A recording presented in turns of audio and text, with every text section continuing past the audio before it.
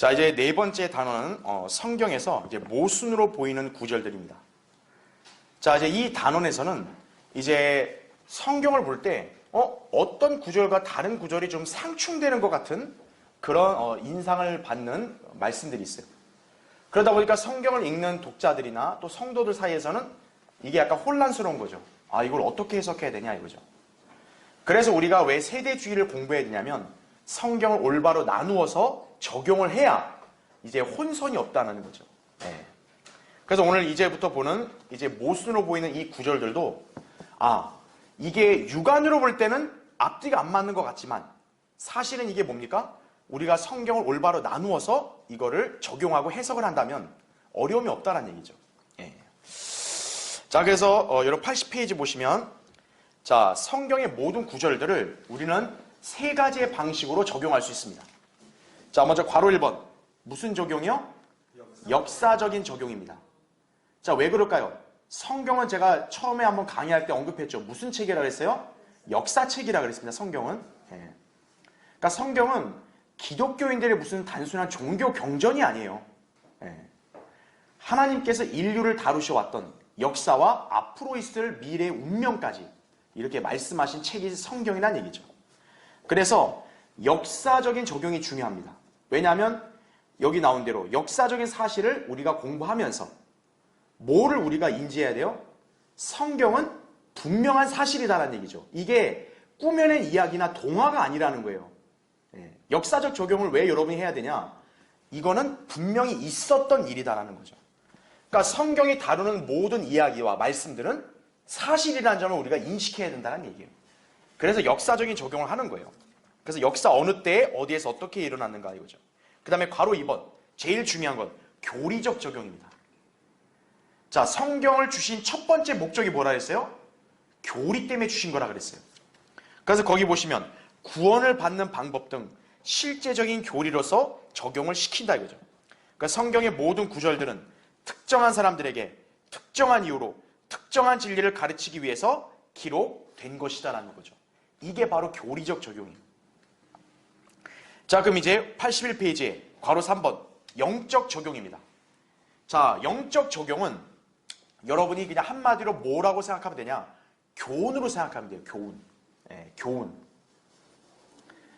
그래서 여러분이 이 영적 적용을 잘 유념해야 될 게 뭐냐면 이 영적인 적용을 남용을 해가지고 자기 멋대로 해석하는 경우가 많아요. 그러면 안 된다는 얘기예요. 대표적인 우리가 신천지거든요. 네. 그러니까 성경의 모든 걸 다 비유, 상징이라 해가지고 자기 멋대로 해석하는 거예요. 근거가 없어요, 그냥. 그냥 뭐냐면 이만희가 내가 계시를 받았다고 이렇게 둘러대면서 자기 식대로 해석을 하는 거예요. 그거는 말이 안 된다는 얘기죠. 자, 여러분이 영적인 적용을 할 때는 항상 뭐를 간과하면 안 되냐? 교리를 간과하면 안 돼요.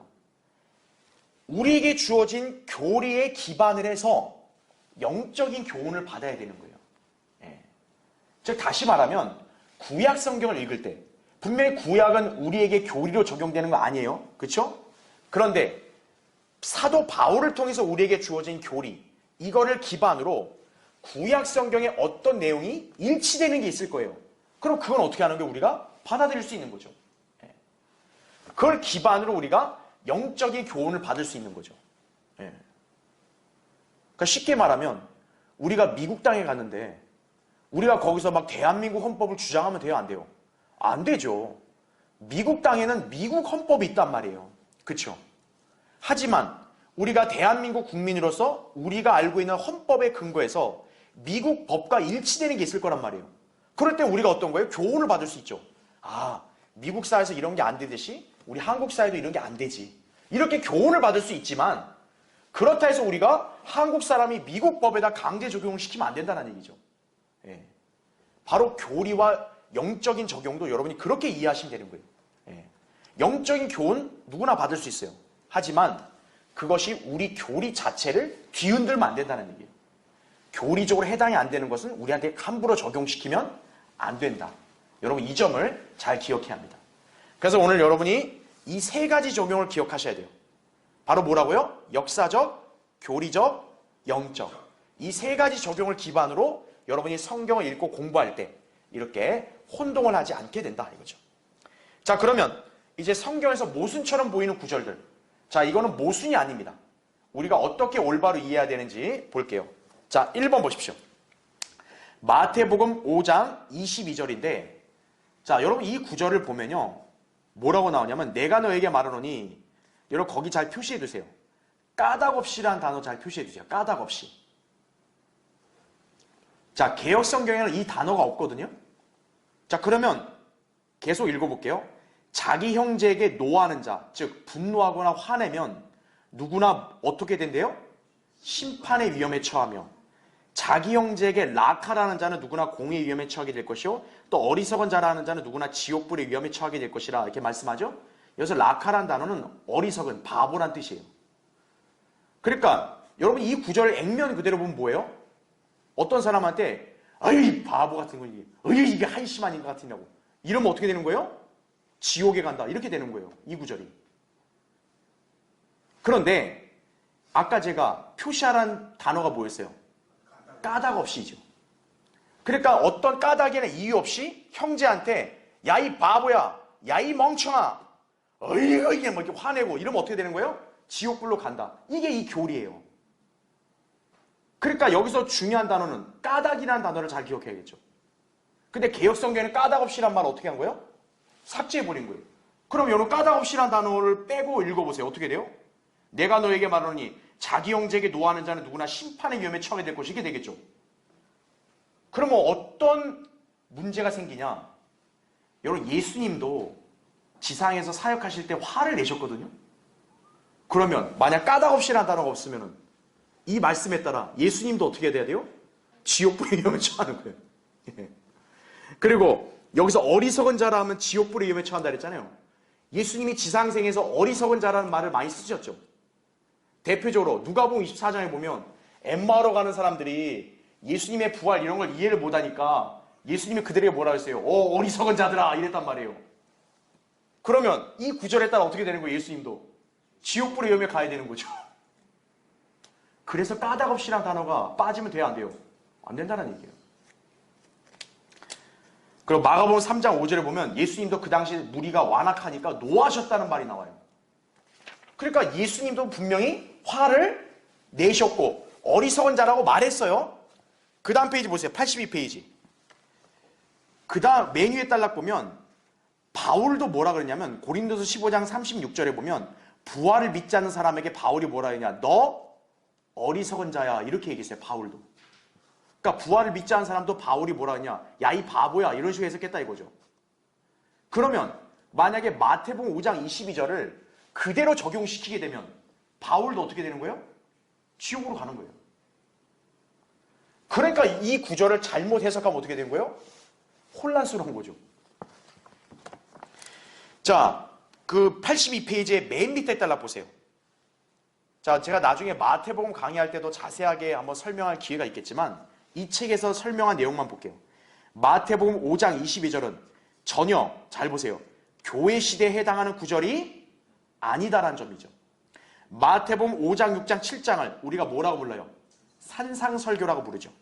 자, 마태복음에는 자, 뭐라는 말이 계속해서 나와요? 천국이다 이거죠. 그러니까 산상설교도 그 옆에 페이지 보세요. 뭐를 다루는 내용이라는 걸 알 수 있다고요? 천국을 다루는 내용이라는 걸 알 수 있다는 얘기죠.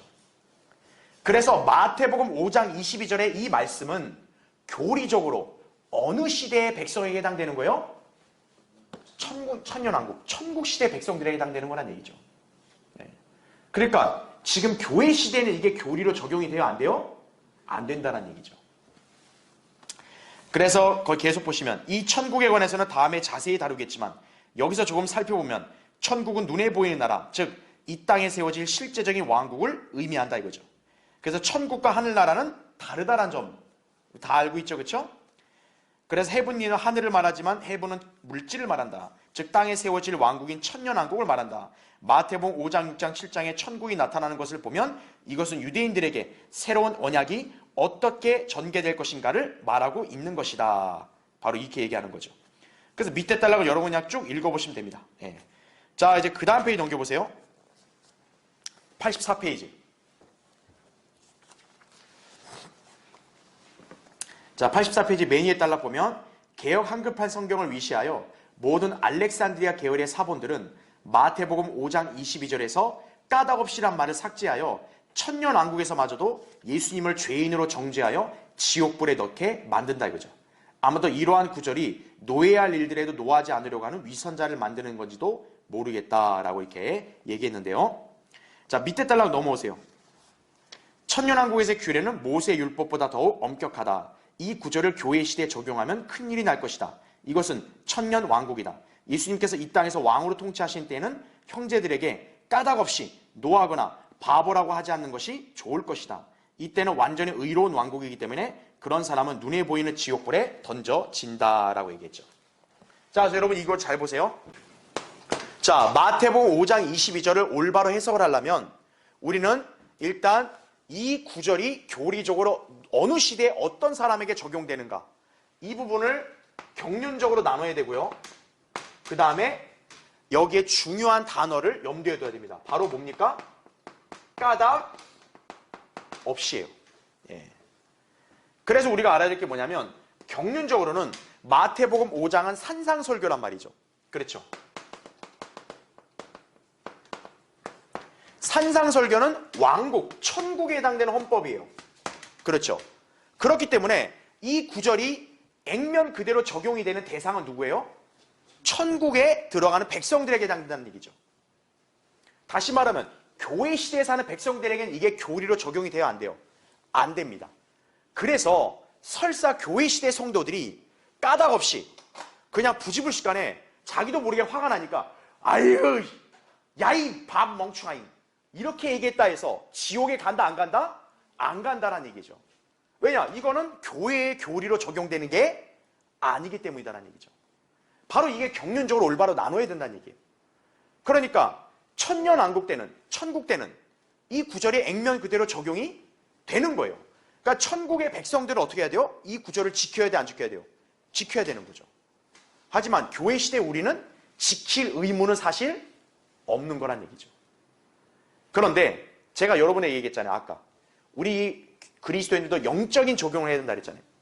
우리가 바울 서신의 교리를 기반으로 했을 때 바울 서신에서도 우리가 화를 내되 해가 지도록 분노를 품지 말라는 말씀이 있죠. 그러니까 우리는 그 말씀을 기반으로 했을 때도 여기서도 까닭없이 노하는 거는 안 된다. 이런 교훈을 받을 수 있는 거죠. 그러니까 우리도 그 말씀을 그대로 교훈으로 삼아서 따르면 좋아요. 예. 막 까닭없이 막 아무한테나 막 화내고 막 이렇게 막 이 바보야 멍충아 막 이렇게 막 경멸하는 말을 쓰면 안 되겠죠. 그리스도인도. 그건 언행이 합당치 않죠. 그러나 이거는 우리한테 교리로 적용되는 게 아니기 때문에 내가 이걸 했다고 해서 구원을 잃어버리거나 지옥에 가는 거 그런 일이 있다 없다? 없다라는 점이죠. 그걸 여러분이 이걸 알아야 올바로 적용하는 거예요. 네. 그다음 두 번째는 까닭없이라는 단어 있죠. 그 말은 뭡니까? 어떤 이유나 목적이 있으면 화를 낼 수가 있다란 얘기예요. 우리 바울 서신 에베소 4장 26절 보면 화를 내되 바울이 그렇게 얘기해요. 그러니까 화를 내면 안 된다가 아니에요. 교회 시대 그리스도인들도 화를 낼 때는 내야 돼요. 언제요? 죄를 지은 사람한테 불의를 저질렀을 때 그거는 죄야 불이야 잘못했어 이렇게 화를 낼 수 있다 이거죠. 다만 분노를 품지 말아요. 해가 지도록. 그래서 까닭이란 단어가 중요한 거예요. 그렇기 때문에 예수님도 어때요? 화를 내셨잖아요. 예수님도 왜 화를 낸 거예요? 완악하니까. 그리고 예수님도 어리석은 자야 이렇게 얘기했어요. 왜? 성경을 믿질 않으니까요. 어리석으니까. 그 어리석은 자를 어리석다고 그러지 아이고 똑똑아 이렇게 부를 수 없잖아요. 바보를 갖다가. 못하면 못한다 얘기하지 못하는 애 갖고 너 잘하고 있다 이러면 안 되죠. 오히려 그건 기만이죠.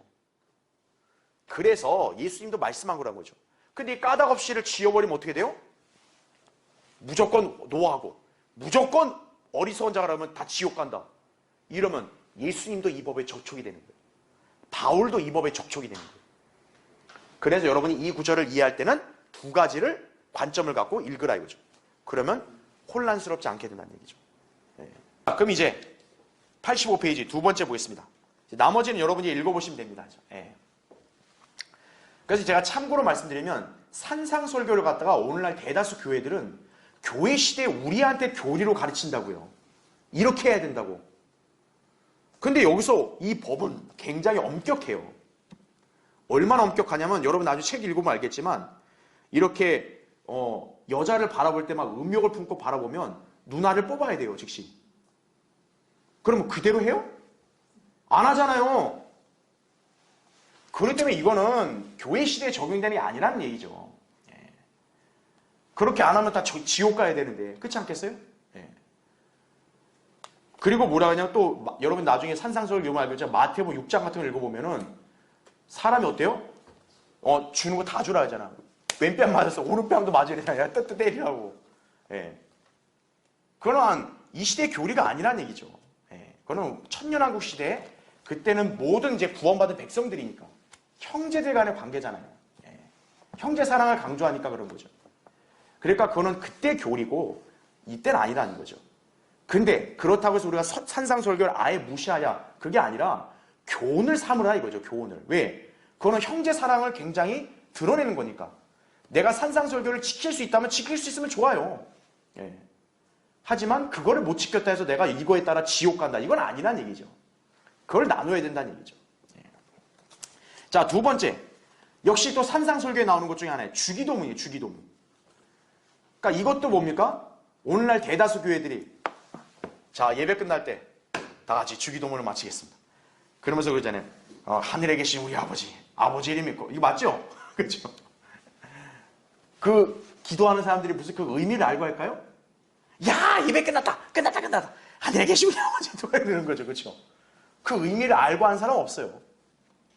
자, 주기도문이라는 이름을 갖다 붙여서 예수님이 그거를 가르친 건데 그걸 갖다 예수님이 마치 그렇게 기도한 것처럼 오늘날 교회들이 하고 있잖아요. 자, 그게 왜 안 되는가?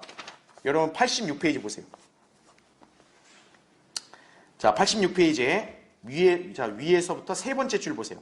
첫째, 주기도문이라고 하는 이 기도는 주님의 기도가 아니라 누구의 기도라고요? 제자들의 기도다 이거죠. 예수님이 이 땅에서 이 기도를 한 적이 있을까 없을까요? 한 적이 단 한 번도 없어요. 여러분 마태복음 잠깐 펴보세요. 거기 6장 한번 보세요.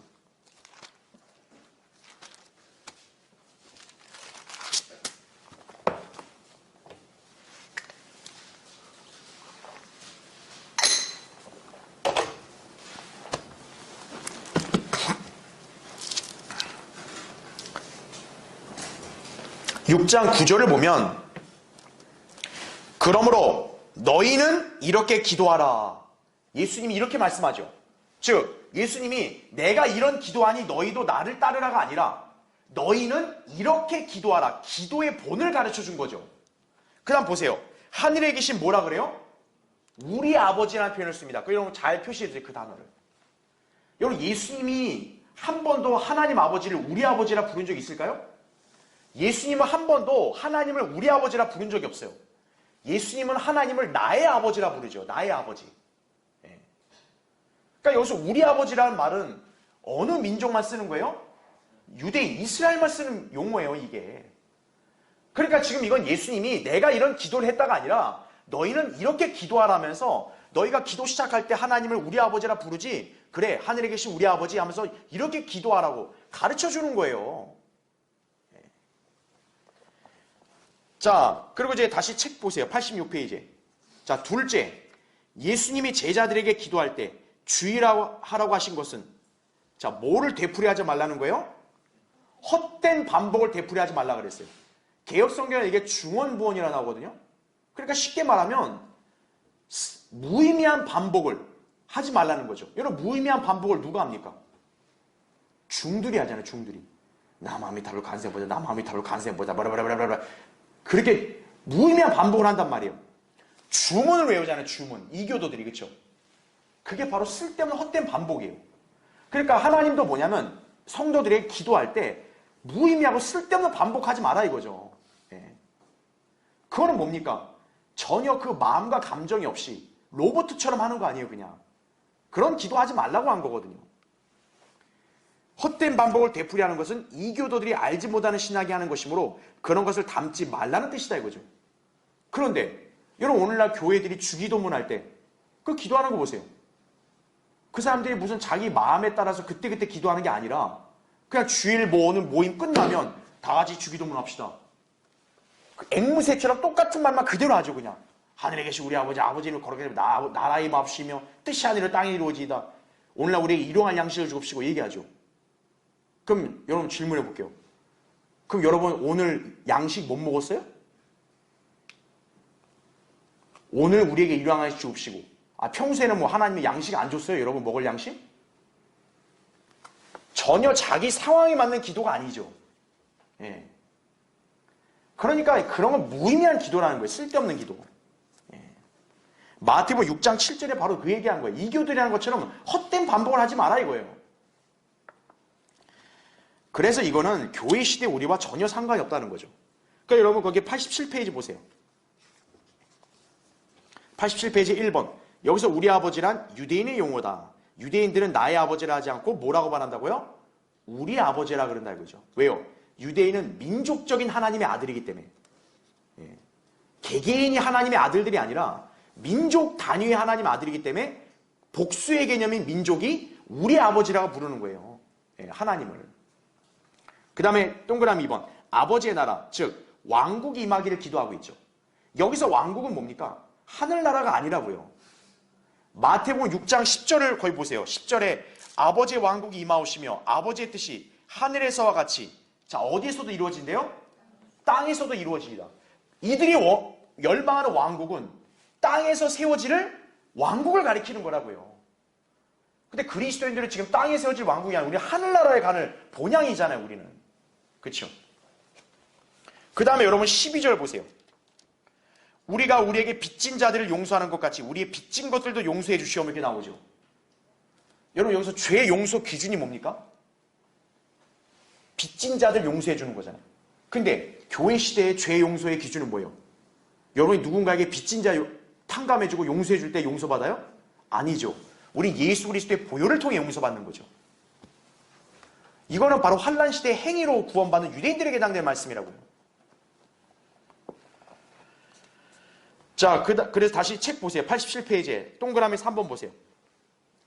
여러분 일용할 양식을 달라고 하죠. 그렇죠? 여러분 뭐 이거 앵무새같이 맨날 우리에게 오늘도 일용할 양식 주세요. 그럴 필요 있어요? 없다고요. 왜 일용할 양식을 왜 얘기했어요? 대환란 때 유대인들은 엄청나게 이제 고난을 겪으니까, 그들은 적그리스도의 표를 안 받으니까 그들은 양식을 어떻게 해야 돼요? 하나님께로부터 직접적으로 받아야 돼요. 그러니까 오늘도 우리에게 이러한 양식을 주시옵시고 이렇게 기도하는 거예요. 그다음 동그라미 4번. 악에서 구하여 달라 그랬죠. 여러분 이 악은 뭡니까? 어떠한 대상을 지칭하는 거예요. 바로 적그리스도를 가리키는 거란 얘기죠. 적그리스도가 대환란 때 유대인들을 막 학살하니까요. 그 적그리스도의 위협으로부터 어때요? 보호를 받아야 될 거 아니에요. 그러니까 악에서 보호해 주시오며 이렇게 기도하는 거라고요. 그러니까 이 의미를 모르고 어떻게 하는 거예요? 자, 다 같이 예배해요. 주기도문으로 끝내겠습니다. 그렇게 하면서 그냥 무의미한 기도만 하는 거예요. 그게 뭔지도 모르고. 예. 주기도문을 교리적으로 알고 기도하는 사람 한 사람도 없어요. 거기에. 예. 그러니까 시키니까 하는 거예요. 시키니까. 왜 시키는지 그 목사도 모르고 그 따라하는 교인도 모르는 거예요. 그냥. 우리 오래전부터 그냥 해왔어요. 이런 거예요. 그러니까 여러분은 이거를 잘 구분할 수 있어야 한다는 얘기죠. 이거는 교회 시대 그리스도인에게 해당되는 기도가 아니라 이거는 환란 때 유대인들이구나 이거죠. 예. 그 다음에 세 번째. 자, 용서받을 수 없는 죄 나오죠. 자, 이건 제가 예전에도 한번 강의했기 때문에 여러분 이 책 읽는 거 어려움 없을 거예요. 즉 뭐냐면 예수님이 이걸 왜 말씀하신 거예요? 예수님이 기적을 행해서 마귀를 내쫓으니까 바리새인들이 뭐라고 비난한 거예요? 저자는 비엘세붑에 힘입어서 한 거다. 쉽게 말하면 예수님 보고 마귀 들렸다 얘기한 거거든요. 그러니까 예수님은 그거를 뭐라고 한 거예요? 용서받을 수 없는 죄다 이거죠. 자, 근데 이 용어를 갖다 오늘날 누가 즐겨 쓰는 줄 아세요? 은사주의자들이 즐겨 쓰는 거예요. 뭐냐면 자기들이 하고 있는 성령 세례 있잖아요. 방언 이런 거. 이런 걸 갖다 성경적으로 잘못했다고 얘기하면 당신은 성령을 모독하는 죄를 저질렀다. 용서받을 수 없는 죄를 저질렀다. 이런 소리 하고 있는 거예요. 예. 자, 88페이지 보세요. 근데 은사주의자 순복음교회들이 말한 그 말이 맞는가 이거예요. 여러분 거기 88페이지에 마가복음 3장 29절 30절 그 구절 보세요. 성령을 거슬러 모독하는 자는 결코 용서받지 못하고 영원한 정죄 위험에 처하리라고 하시더라. 이는 그들이 말하기를, 거기 밑줄 쳐 있죠. 왜 그들이 용서받을 수 없는 죄를 졌다 그랬어요? 그들이 뭐라고 말했어요? 읽어보세요. 그가 더러운 영을 지녔다고 함이더라 이거죠. 그러니까 이 바리새인들과 종교 지도자들이 왜 성령을 거슬러서 모독했냐? 왜 용서받지 못하는 죄를 저질렀냐? 예수님 말씀하잖아요. 뭐 때문에 그런 거예요? 그들이 예수님을 향해서 뭐라고 한 거예요? 더러운 영 지녔다. 당신 마귀의 영 들렸다고. 이렇게 얘기했기 때문에 용서받지 못하는 죄를 저질렀다. 이 얘기 하신 거예요, 지금. 자, 그러면 여러분 밑에 보세요. 거기 88페이지 그 구절 밑에 보면 마가복음 3장 30절에 의하면 성령을 모독하는 것은 예수님이 더러운 영을 지녔다고 말하는 것이다. 우리는 교회 시대에 살고 있으면서 이런 죄를 짓고 싶어도 지을 수 있다 없다? 없다 이거예요. 왜일까요? 예수님이 이 땅에 계세요 안 계세요? 안 계시죠. 그러니까 이 죄를 지려면 제가 저번에 설명했잖아요. 예수님이 우리 면전에 딱 앞에 계셔야 돼요. 물리적으로 계셔가지고 예수님을 딱 본 다음에 당신은 더러운 영을 지녔다고 이렇게 얘기하면 용서받지 못하는 죄인 거예요. 그런데 지금 이 교회 시대에 예수님이 이 땅에 있어 없어요? 없죠. 어느 누구도 예수님을 얼굴 앞에 대놓고 당신은 마귀 들렸어 이렇게 얘기할 수 있어 없어요? 없다 이거죠. 바로 그거예요. 그러니까 이 죄는 교회 시대에는 지을 수 있다 없다? 없다라는 거죠. 그러니까 이 구절을 무시해버리고 그냥 자기들이 하는 걸 갖다 성령이 한 거야. 그 성령이 한 거 아니야. 악령이 그렇게 속인 거야. 오, 당신은 모독죄를 저질렀다. 이렇게 갖다 씌우는 거예요, 그냥. 여러분, 목소리 크면 그냥 우기잖아요, 사람들이 그냥. 그렇죠? 그러면 안 된다고요. 그래서 예수님은 지금 셋째 하늘에 계시기 때문에 이거는 우리에게 적용이 안 된다, 이거죠. 그러니까 성경을 올바로 나누어서 보면 문제되는 구절이 없게 된다라는 거죠. 자, 나머지는 여러분이 읽어보시면 됩니다. 이건 제가 강의했으니까 이렇게 여러분이 이제 강의 유튜브 한 거 들어보시면 돼요. 자, 90페이지 보세요. 네 번째. 자, 이것도 역시 오늘날 많은 기독교의 교회들 가운데서 아주 굉장히 이슈가 되는 구절입니다. 뭡니까? 끝까지 견디는 자 이거죠. 여러분 거기 마태복음 24장 13절. 근데 여러분 지금 잘 보세요. 우리가 지금 모순처럼 보이고 혼동스러운 구절들이 다 어느 책에 있어요, 전부? 마태복음에 있는 거예요. 제가 얘기했잖아요. 마태복음은 교회 시대의 교리서가 아니라고요. 그렇죠? 마태복음은 유대인 중심적인 책이다. 그래서 마태복음에만 유일하게 어떤 용어가 나와요? 천국이란 용어가 나온다고요. 마태복음에만. 그래서 마태복음은요. 사실 굉장히 어려운 책인 거예요. 근데 오늘날 대다수 교회들은 어때요? 마태복음을 제일 많이 이용하죠. 그렇죠? 그러니까 제일 이렇게 오류에 빠지기 쉬운 거예요. 자, 보세요. 끝까지 견디는 자는 구원을 받으리라 이렇게 나와요. 예. 특별히 이 구절은 여호와의 증인들이 가장 좋아하는 구절 중에 또 하나라 그래요. 예. 끝까지 견뎌야 된다. 근데 여러분 이게 얼마나 웃긴 줄 아세요? 그러면 끝까지 뭘 견뎌야 되냐 이거예요. 신앙생활을 하는 걸 끝까지 붙들어야 된다 이거예요. 그렇죠? 그러면 어떻게 붙들어야 돼요? 교회를 배반하지 말고 교회 끝까지 붙어가지고 하나님 끝까지 그 교회 시키는 일 열심히 해야 된다 이거죠.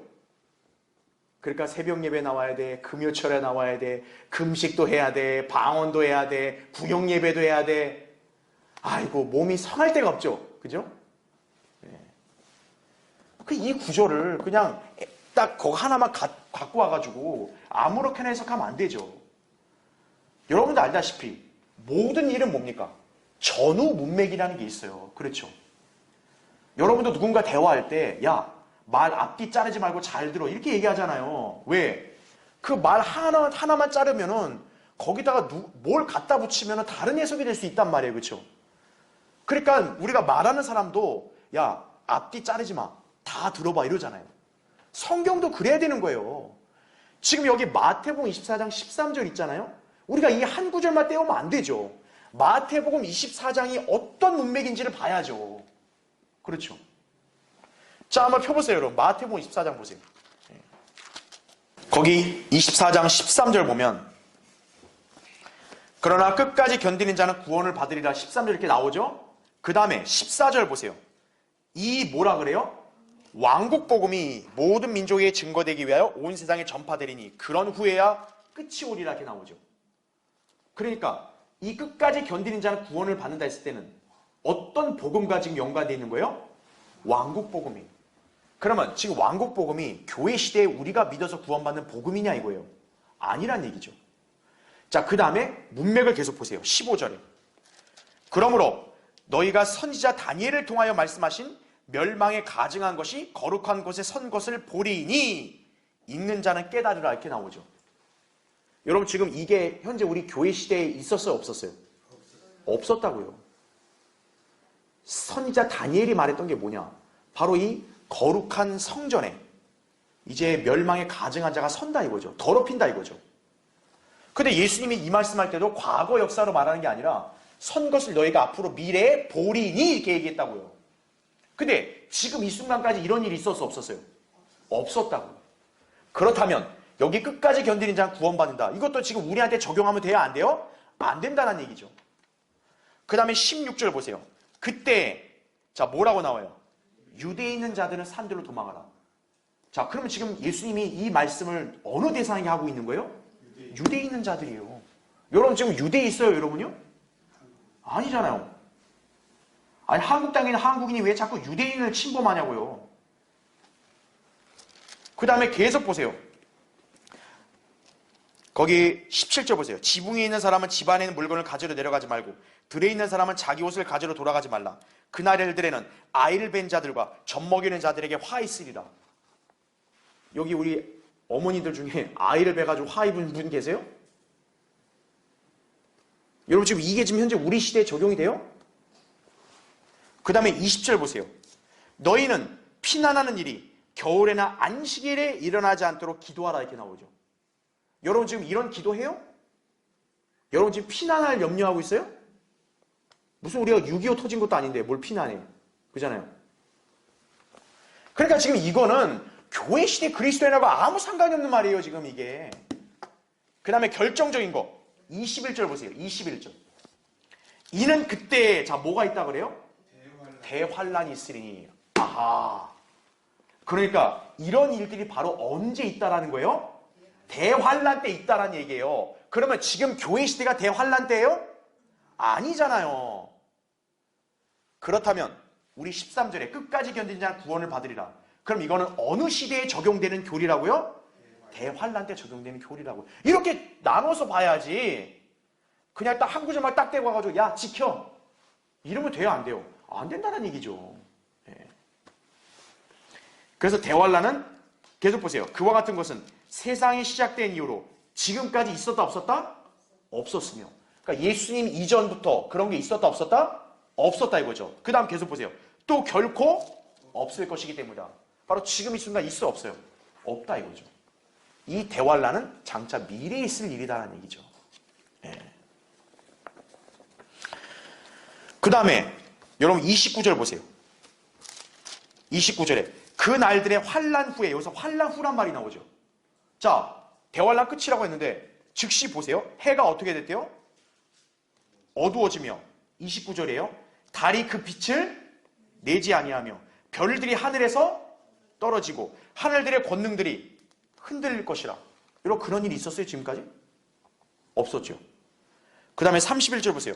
또 주께서 큰 나팔 소리와 함께 천사들을 보내시리니 그들이 하늘 이편 끝에서 저편 끝까지 사방에서 그의 택하신 사람들과 함께 모을 것이라. 이렇게 나오죠. 그 30절 보세요. 위에 30절의 그 밑에 부분 보면 그들은 인자가 권세와 큰 영광으로 자 어떻게 한대요? 하늘의 구름을 타고 오는 것을 보리라 이거죠. 여러분 예수님이 구름 타고 내려온 거 봤어요 지금?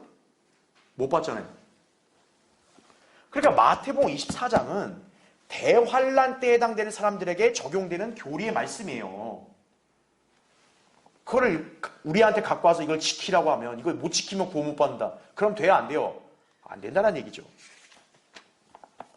그리고 92페이지 보세요. 92페이지. 자, 92페이지에 거기 이제 맨 위에서 세 번째 줄 보세요. 네 번째 줄. 본문은 환란 시대를 이야기하고 있다 이거죠. 하지만 한글을 읽지 못하는지 종종 이 구절이 지금 우리 그리스도인들에게 해당된다고 말하는 사람들이 있음을 명심하자. 이 환난 시대는 끝까지 견뎌야 구원을 받는다. 우리는 그리스도인들이다. 믿음으로 완전한 승리를 거둔 사람들이다라는 거죠. 우리 그 사실 다 믿잖아요. 그렇죠? 예. 그래서 이건 우리 그리스도인들과 전혀 상관이 없다라는 점을 기억하시고요. 그래서 여러분 거기 93페이지에 보면은 이 끝까지 견디는 것과 연관해서 히브리서에도 역시 비슷한 말씀이 있어요. 그래서 여러분 93페이지 보세요. 맨 위에서 세 번째 줄. 자, 우리는 또 뭐라는 표현이 나와요? 끝까지 굳게 붙들면이라는 표현이 나오죠. 이거 역시 행위로 끝까지 지키는 걸 말하는 거죠. 그렇죠. 이거 지금 우리 교회 시대 구원 교리와 맞아야 틀려요? 안 맞잖아요. 그런데 일반 개신교회들은 어때요? 이런 성경 구절을 내밀면서 봐봐. 끝까지 견뎌야 된다고 나오잖아. 이렇게 주장한다는 얘기죠. 그 다음 밑으로 내려오시면 또 히브리서 6장 4절부터 6절의 말씀이 나오는데 자 거기 밑줄 친 거 한번 보세요. 만약 떨어져 나간다면 자 뭐라고 나와요? 다시 새롭게 하여 회개시킬 수 없나니 이런 표현이 나옵니다. 그러니까 이걸 보면서 역시 또 뭐예요? 아 이거 봐라. 너 떨어져 나가면 이거 구원을 잃어버리면 너 끝장이다. 그럼 구원을 잃어버린 기준이 뭐예요? 우리 교회 떠나고 신앙생활 안 하면 끝장이다. 여기다 갖다 붙이는 거예요. 한심하죠? 자 94페이지 보세요. 자 94페이지에 자 두 번째 단락 보세요. 자 먼저 거기 이제 나오죠. 그 단락 보시면 먼저 히브리서의 제목을 보면 이 서신이 교회 시대와는 관계가 없다는 것을 알 수 있다는 거죠.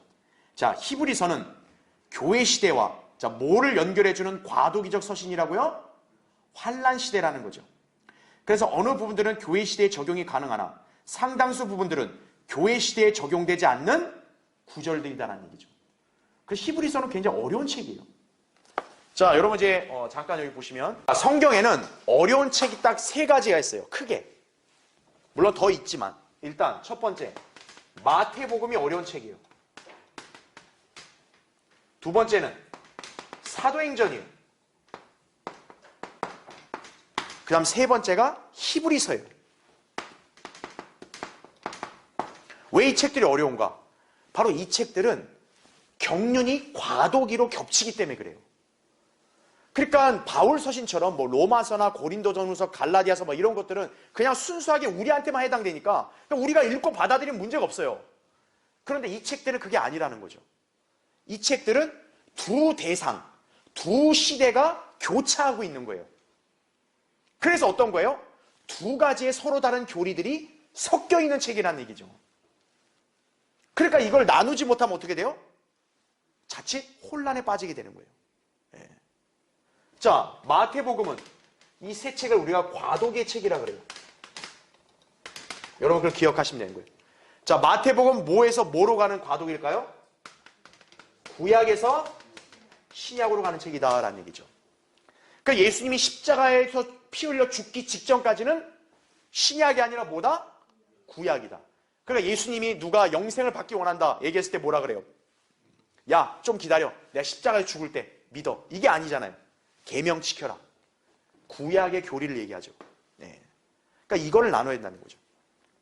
그러니까 마태복음을 갖다가 그냥 죄에다 교회에다 갖다 붙이면 안 되는 거예요. 구약 성도들에 해당되는 것 갖다가 신약 교회 시대 적용시키면 그건 오류라고요. 오류. 그 다음 사도행전은 뭡니까? 사도행전은 이제 왕국에서 교회로 전환되는 책이에요. 네, 왕국에서 교회.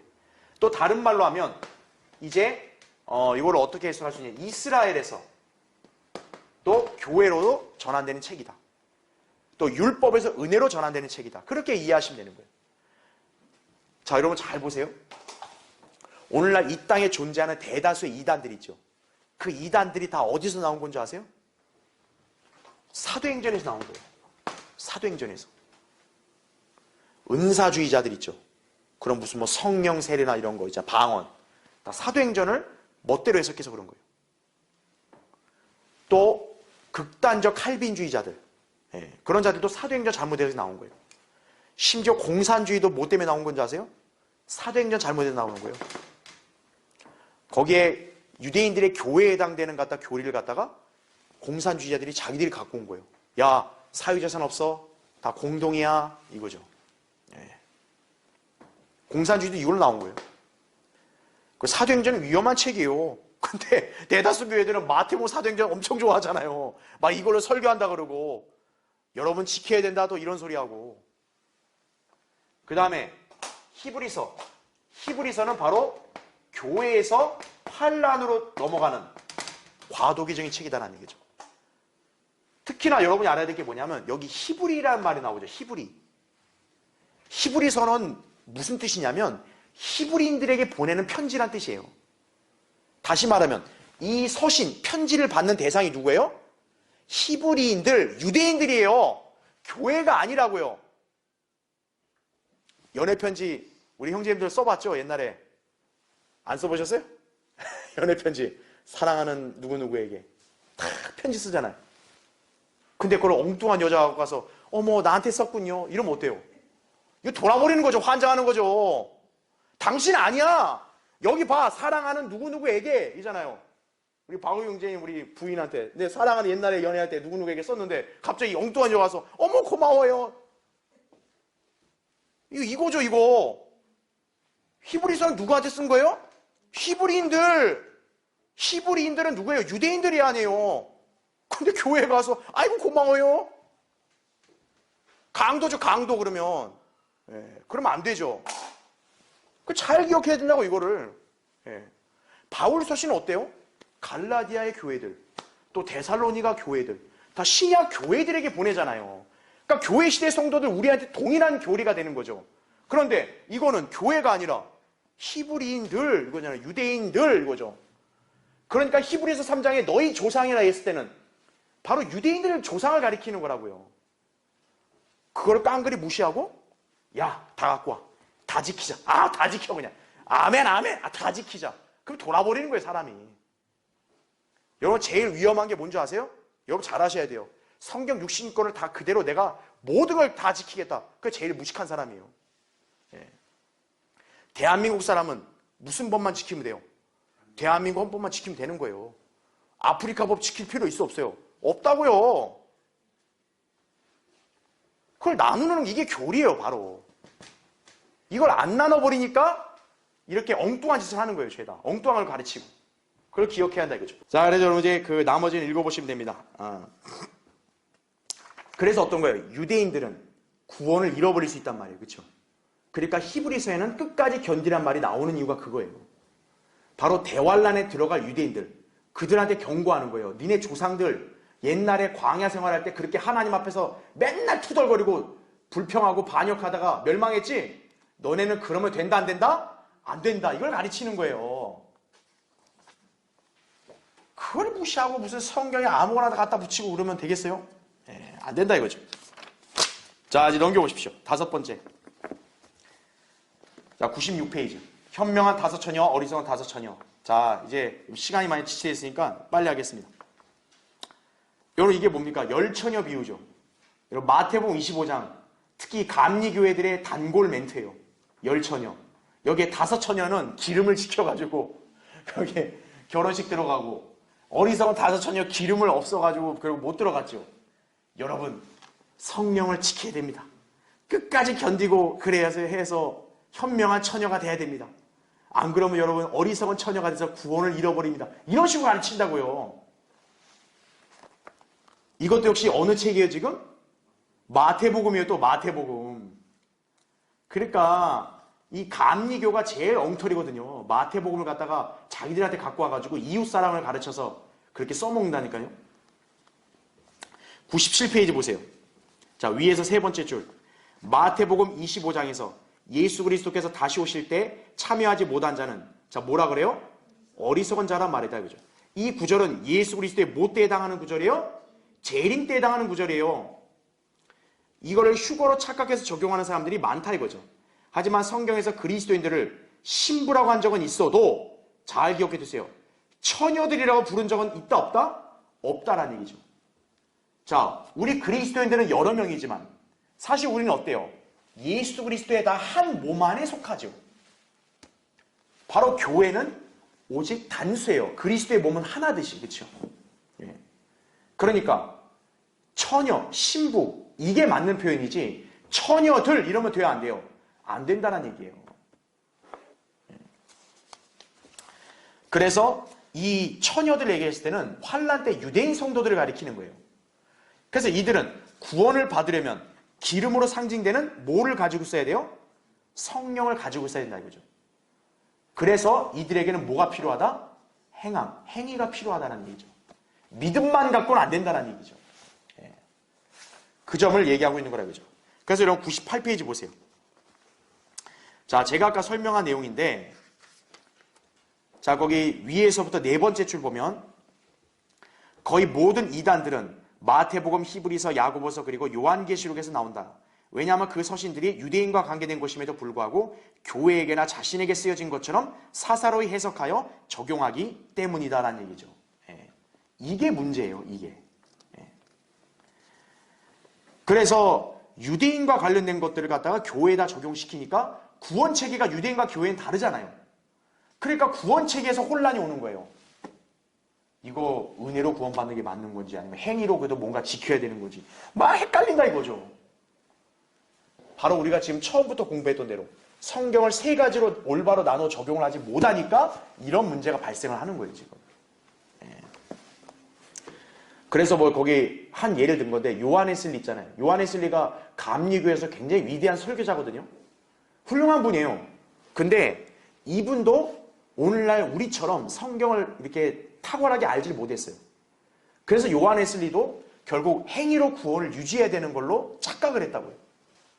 그러니까 은혜의 복음을 잘 전했어요. 이분은 잘 전했는데 구원받은 사람한테도 행함을 계속 강조했다 이거죠.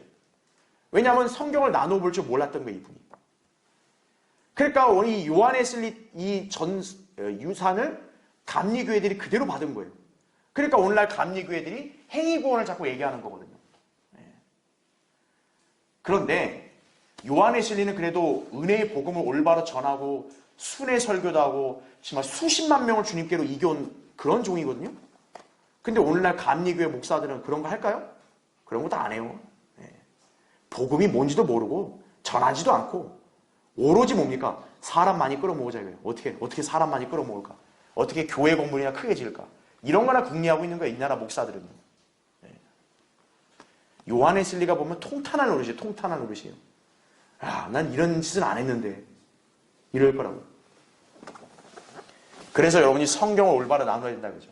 성경 올바로 나누어서 이렇게 공부해야 어떤 거예요? 속임을 당하지 않는 거예요. 누가 여러분한테 당장 우리 교회 와서 새벽 예배 열심히 나와서 구원 받으세요. 그런 말에 여러분 속겠어요? 안 속죠. 그건 아닌데요. 그렇게 얘기하죠. 왜요? 우리는 성경을 올바로 나눠서 배웠기 때문에. 그렇죠. 자, 이제 그 뒤에 있는 내용들은 다음 시간에 계속 하겠습니다.